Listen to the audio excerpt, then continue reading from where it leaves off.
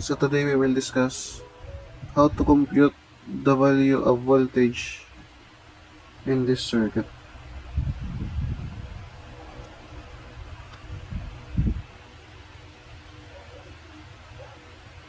So for us to be able to get the value of voltage in the circuit, we must have the value of resistance and the current. So let's say for example the resistance is 150 ohms and the value for current equals 3 amperes. So for us to be able to get the value of voltage, we must follow the formula for Ohm's law.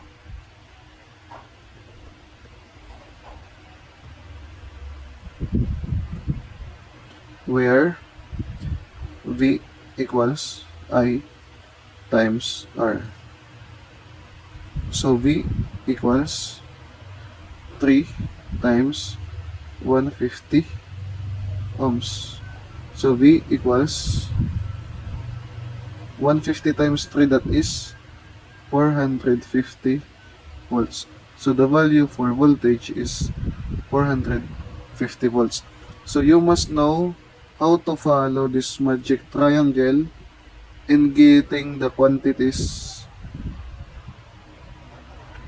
For example, V equals I times R.